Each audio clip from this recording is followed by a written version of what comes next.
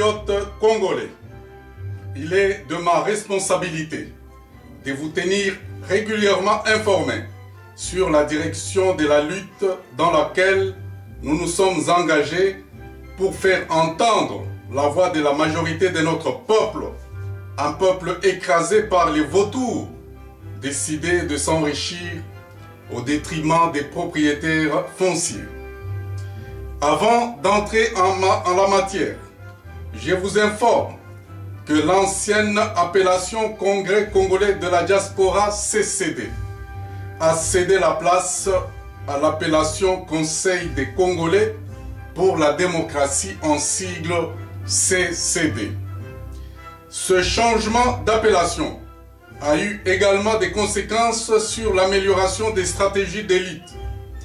Si le Congrès congolais de la diaspora avait misé sur le seul critère de militantisme de nos compatriotes au lendemain de la publication des faux résultats de la présidentielle de novembre 2011, un militantisme qui a démontré ses limites, le Conseil des Congolais pour la démocratie CCD fait recours à la sélection naturelle des intellectuels pour en sortir les sages, appelés également les intellectuels révolutionnaires.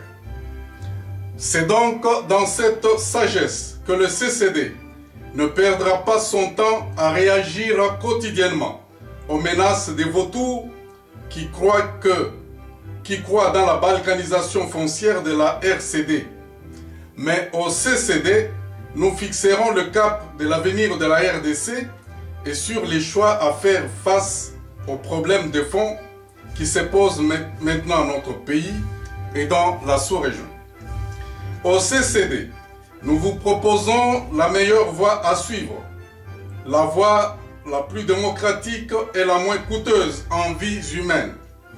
Une voie démocratique capable de faire triompher notre raison sur les instincts bestiaux des imposteurs. Au CCD, nous croyons qu'il existe un petit reste d'intellectuels congolais révolutionnaires.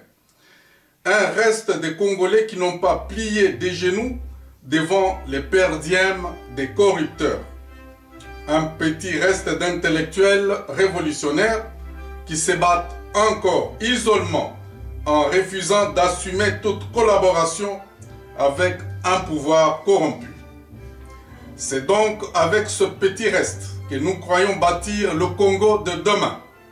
Un Congo prospère au bout d'une route pleine d'embûches.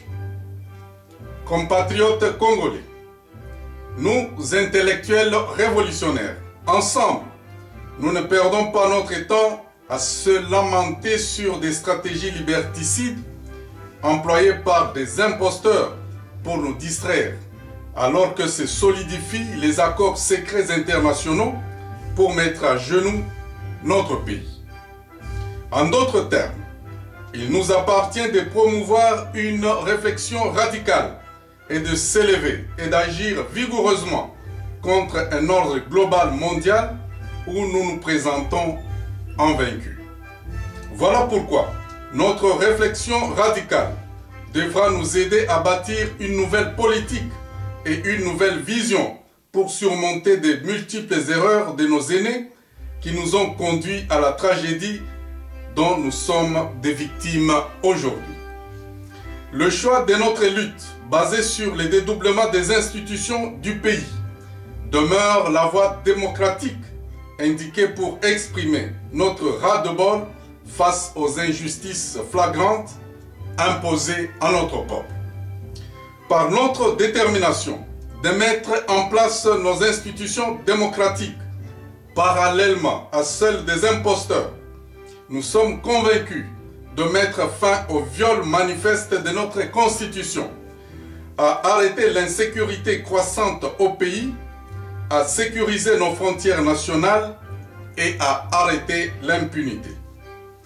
La mise en place de nos institutions démocratiques permettra d'arrêter la chute aux enfers de notre pays et de mettre simultanément en application les processus de l'élimination naturelle qui consiste à remplacer les médiocres par les bons.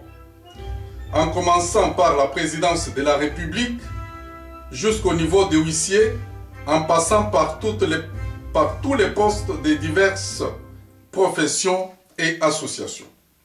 Concrètement, le président voleur Joseph Kabila doit laisser la place au président intègre et élu Etienne Tshisekedi Wamulumba. Il en sera de même au Sénat, à l'Assemblée nationale, à l'état-major général de des armées, chez nos magistrats, nos journalistes, nos médecins, nos pasteurs, nos musiciens. Bref, dans tous les secteurs de vie nationale, les bons doivent, de gré ou de force, être remplacés. Donc les bons doivent, de gré ou de force, remplacer les médiocres, les tricheurs, les voleurs. Compatriotes congolais, le principe d'imposer le bien au mal fait partie de la sélection naturelle. Nos structures seront animées par des hommes et des femmes dotés de charisme et un talent individuel à toute épreuve. À l'institution gouvernement, le compatriote Jacques Bouendoa a accepté d'assumer cette fonction en dépit des difficultés auxquelles il sera confronté. Son gouvernement, dont les consultations ont commencé depuis ce 20 octobre 2013, évoluera dans un contexte difficile avec moins de manœuvres pour se faire entendre dans les milieux internationaux corrompus, déjà acquis aux imposteurs.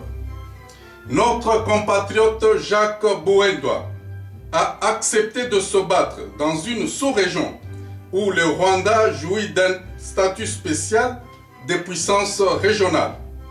Un Rwanda qui a accès facile à discuter avec les grandes puissances de ce monde, des puissances qui ne se gênent jamais d'écraser les faibles que nous sommes. Notre compatriote Jacques Bouendoa devra simultanément se battre contre les intellectuels congolais corrompus qui ont favorisé la balkanisation de notre pays dans plusieurs zones d'influence économique. Notre compatriote Jacques Bouendoa, un bon fils de pays, connaît les enjeux auxquels il doit faire face. Sa feuille de route, inspirée par le programme d'action du président de la République, chef de l'État, Etienne Tshisekedi Wamulumba, donnera sûrement un espoir à notre peuple qui ne devra pas courber les chines devant un ordre politique mondial despotique. Compatriotes congolais, la situation de notre pays n'est pas aussi facile que d'aucuns pourront prétendre. Les difficultés que nous traversons aujourd'hui et pour lesquelles nous sommes victimes aujourd'hui sont l'œuvre de nos aînés politiques, en majorité inconscients. En posant consciemment ou inconsciemment ces actes, nos aînés politiques nous ont fragilisés aujourd'hui, ainsi que toute la progéniture. Donc, c'est en position d'impuissance que nous entrons dans l'arène des gladiateurs avec comme arme notre mental gagnant. Voici quelques-unes des graves erreurs de nos aînés politiques. Donc, 1. Ces aînés politiques ont aidé le Rwanda à s'infiltrer au plus profond de notre système stratégique global. Aujourd'hui, la géante RDC se contente du rôle de vassal et de vivre de honte au quotidien. 2.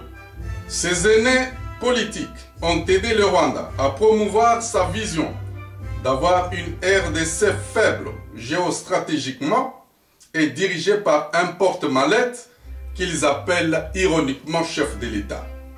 Ce porte-mallette devrait être totalement et faire totalement allégeance au Rwanda. 3. La majorité de nos aînés politiques ont aidé le pouvoir d'occupation en acceptant la collaboration et la soumission honteuse. Ils continuent d'aider le bonhomme appelé Joseph Kabila de se rassurer et d'envisager de régner sur la RDC aussi longtemps qu'elle a été Mobutu de tristes mémoires. 4. Ces aînés politiques par leur politique sans vision, ont privé aujourd'hui la RDC de posséder une base arrière stratégique. Compatriotes congolais, j'invite chacun de se rendre conscient de la gravité de la situation.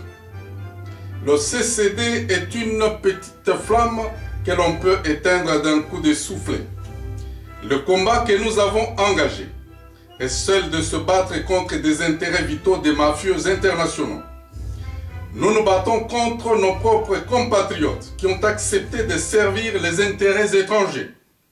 Nous nous battons avec la majorité d'un peuple affaibli, une majorité de notre peuple impuissant dans ses structures organisationnelles.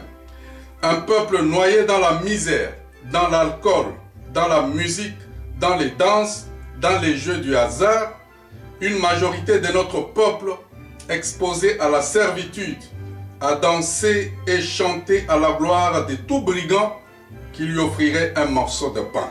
Bref, nous nous battons avec un peuple qui a été façonné par nos aînés politiques à ne pas croire dans son avenir, mais d'accepter l'inacceptable.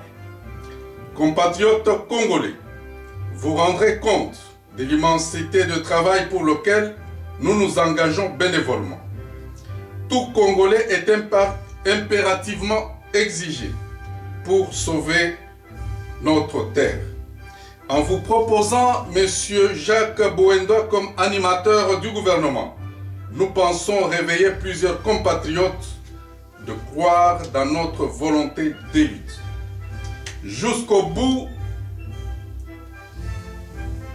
donc nous pensons réveiller plusieurs compatriotes de croire dans notre volonté de lutter jusqu'au bout, de croire dans notre force créatrice, de croire dans notre dignité et notre affirmation des valeurs auxquelles nous croyons au plus profond de notre humanité.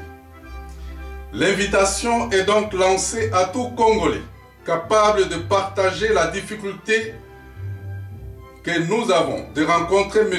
Jacques Bouendoa, dont les coordonnées sont rendues publiques. Comme vous l'aurez constaté, la tâche ne sera pas facile. C'est donc collectivement que nous pourrons réussir et non en posant des actions isolées et individuelles. Que Dieu bénisse la RDC. Je vous remercie.